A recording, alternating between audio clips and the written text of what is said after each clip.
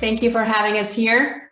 My name is Aurora Davidson. I am the CEO of Amerigo Resources, and I'm very happy to be here presenting to you our company, which, as you mentioned, is quite unique. So I'm going to start the presentation now. Okay, so Amerigo Resources is a profitable long-term copper producer in Chile. And our tagline is that we transform environmental liabilities into an economic asset. This is quite important. We produce copper in a very unique way by processing the tailings from the world's largest underground copper mine, which is Codelco's El Teniente mine in Chile. Okay, so those are our forward-looking statements, and then we're going to move on to this presentation of why do we call ourselves not a mine, but a copper factory. When I explain Amerigo, I think the easiest way is to say that Amerigo is a copper factory and not a mine. Our plant in Chile receives all of the tailings that are generated by El Teniente from its daily production, and those are called fresh tailings. We also have the rights to historical tailings that were deposited by El Teniente over many decades of copper production. So what we do with those tailings is that we process them through a traditional concentrator plant, and then we produce copper concentrates. We are actually the only operation in the world that is fully focused on processing tailings on a large scale. In 2021, Amerigo produced more than 60 million pounds of copper. And one final point of that introduction is to mention that we are highly levered to copper prices and generate substantial cash flow under the right copper price conditions, as you can see from our presentation today. We are a historical copper producer. Our plant in Chile has been producing copper concentrates in this way since essentially 1992. We have a strategic partnership with Codelco, which is the world's largest copper producer. And we also have a long-term growth strategy with a focus on shareholder value. This photograph here is a view of our operation in Chile, MVC. As I mentioned before, this is a long-term operation. We're not new to the industry or to the market. Amerigo purchased MVC in 2003, and at that time, our copper production was about 26 million pounds of copper a year. We have increased that production dramatically. In 2020, we produced 55 million pounds of copper. We had a guidance of 60 million pounds for last year, 2021. We actually produced 63 million pounds, so we produced over guidance. And we also produce molybdenum as a byproduct from both the fresh and historic tailings. But our main focus, of course, is the production of copper concentrates. One interesting aspect about our operation is that we have a long-term power supply agreement, which is comprised 100% of renewable powered energy, green energy. And that has allowed us essentially to lock in the power rates until 2037, which is when our current contract with Codelco ends. So our major cost being power, we know what that cost is going to be from now until the current term of our contract. People always ask, well, how have you had this long-term relationship with Codelco? And the answer is very simple. It's a mutually beneficial relationship. For us, it's fantastic to be a partner with the world's largest and strongest copper producer. Codelco produces 11% of global copper. They have 10% of known copper reserves. What we do through our arrangement with Codelco is that we have the contractual rights to El Teniente's tailings, and in return for giving us that contractual right, Codelco receives a royalty which is based on production and copper price. So they are an economic partner in our business, and therefore this is a relationship that brings them that economic benefit. But Codelco also gets to report our production as their own, So that's also another element that has been important in establishing this mutual and long-term relationship with them. And of course, our operation provides Codelco with a material reduction of environmental footprint through us providing them with cleaner tailings. Our business model is a very simple business model. It has been built on more than $300 million of investment by Amerigo at MBC since 2003. So we essentially have invested what we needed to invest to have an operation that can produce these levels of copper. We're not looking to do any major expansions. We don't require any further major capital investments going into the operation. What we do then is that we maximize the production by managing a mix of fresh and historic tailings.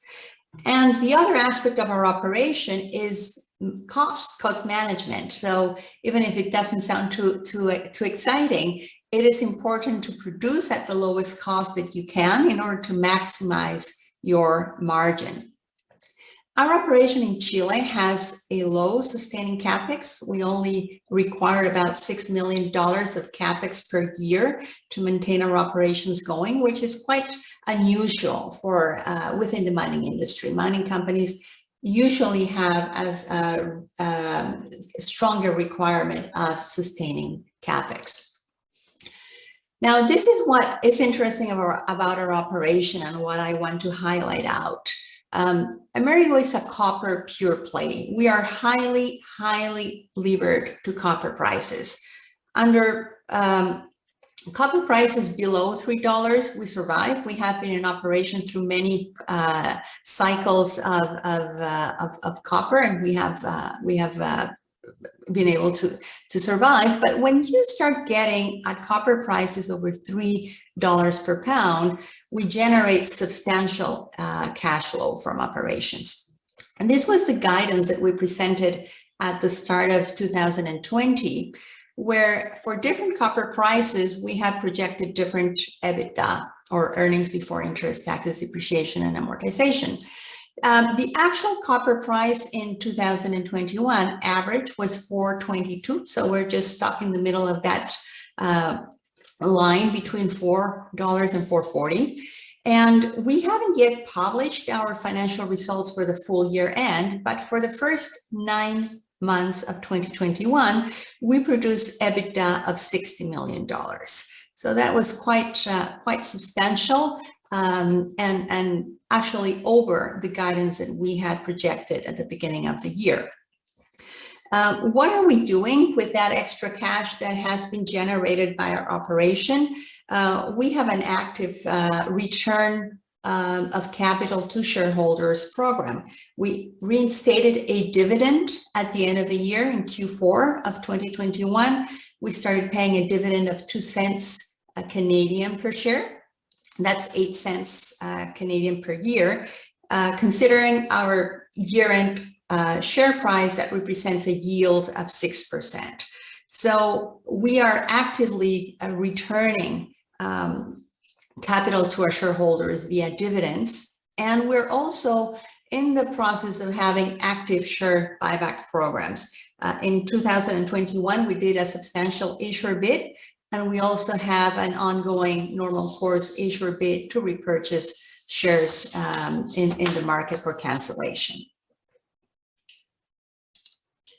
Our strategy for replicating the business model of MBC, it's actually quite simple. We believe that there is a rinse and repeat model that can be applied.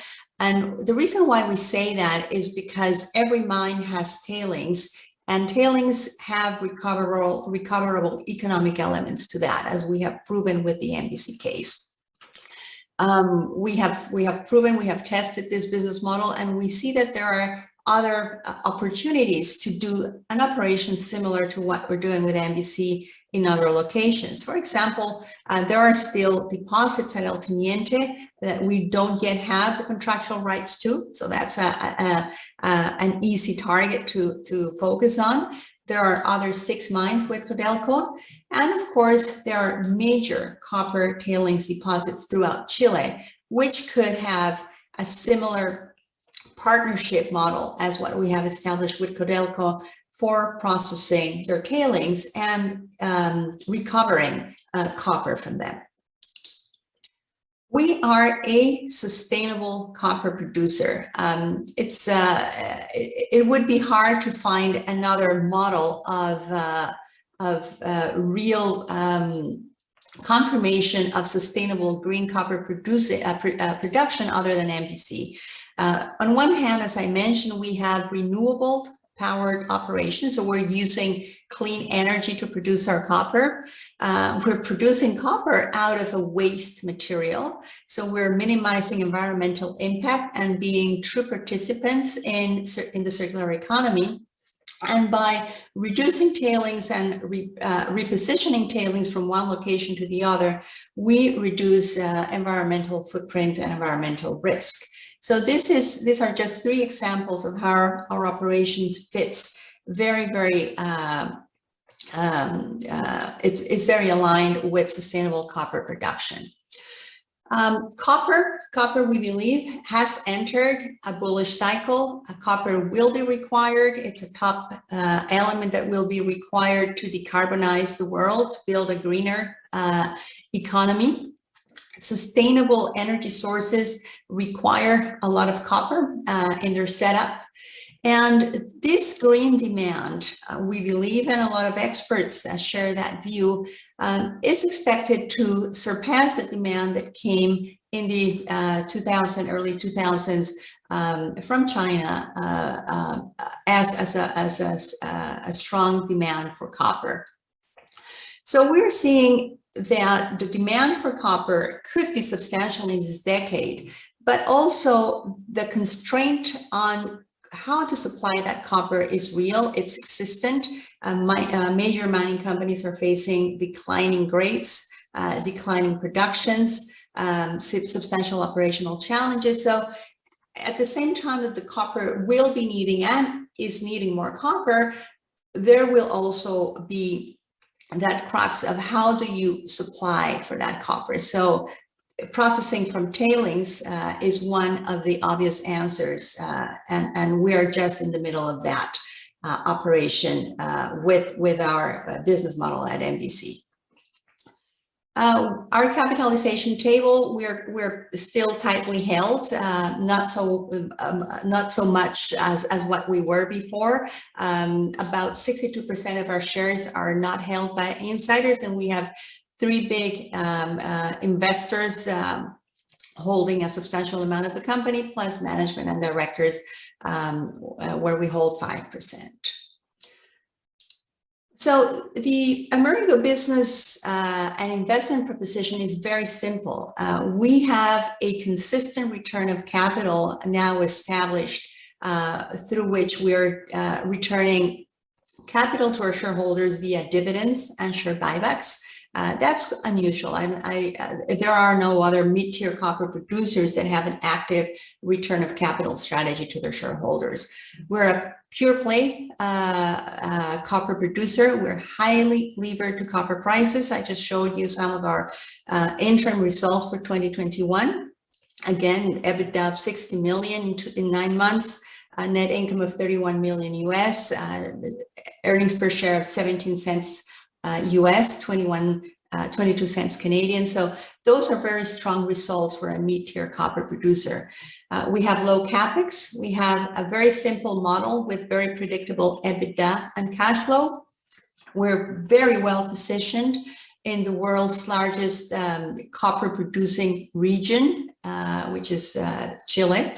And we have a unique story in respect of environmental, sustainable copper production with substantial growth opportunities throughout Chile. Some of our additional information, as I mentioned, we pay a royalty to Codelco in return for having the access to tailings. It is tied up to copper prices. This is an example of how that royalty reflected into the payments to Codelco based on the different copper prices throughout the year. So as I was saying, with an average copper price of $4.20, for example, we paid a royalty of $1.24 per pound to them. Moly, we produce moly as a byproduct credit. In as much as moly prices are strong, they contribute to our business as well. Moly prices had a strong appreciation in 2021 as well, so they contributed to a reduction in our cash cost, which is the way in which we represent that economic benefit. And water supply is a big topic for Chilean copper producers. Water is scarce in Chile. We have been facing drought conditions for a number of years. We have strong water reserves. We can store water. You can see behind me part of our water storage capacity at MVC. So we know that we have sufficient water to carry out our full 2022 production program without any disruptions caused by lack of it. So that's important. And in respect of management, we have a very lean management team. Myself as president and CEO, the founder of the company is Dr. Klaus Zeitler, executive chairman, Ms. Carmen Amezquita is our chief financial officer, and we have a fantastic general manager in Chile, Christian Cáceres, who leads our team there.